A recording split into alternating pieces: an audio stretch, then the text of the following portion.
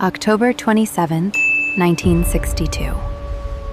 The most dangerous day in the history of the world.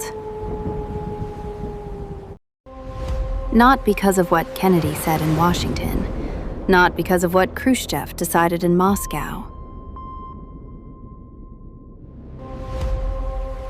but because of what happened in a metal tube 100 meters beneath the Caribbean Sea. A Soviet submarine, designation B-59. Its cargo, 22 torpedoes, including one armed with a nuclear warhead. By October 27th, B-59 had been underwater for days. No contact with Moscow, no news from the outside world. The temperature inside had reached 60 degrees Celsius. Men were fainting at their stations. And then, the depth charges began. The USS Randolph and 11 destroyers had located B-59. They began dropping signaling depth charges, not weapons, signals meant to force the submarine to surface. But inside, nobody knew that. The captain had not slept in over 24 hours. He was exhausted.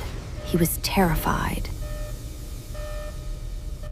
He ordered the nuclear torpedo armed and loaded.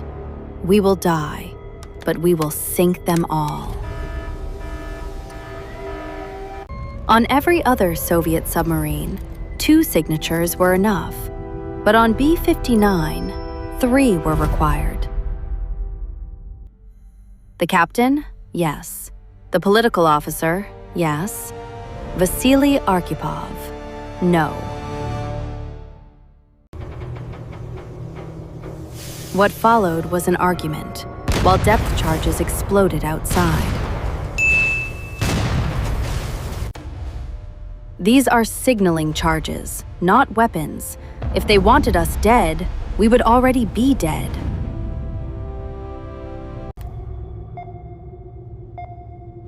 The argument continued.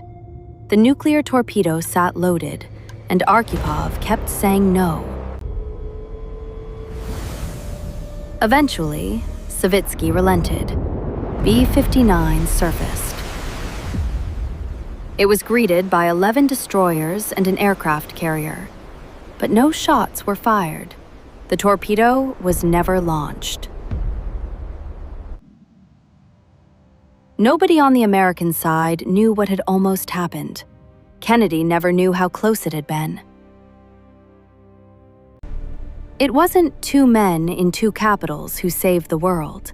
It was one exhausted officer in a submarine who had seen what nuclear weapons did to human bodies and said no. And he said no. Nobody knew about this until 2002. Arkhipov had already died from radiation exposure. No medal, no recognition, no interviews. Just one word that saved the world. No. In 2002, when the Soviet archives opened, Thomas Blanton said it simply.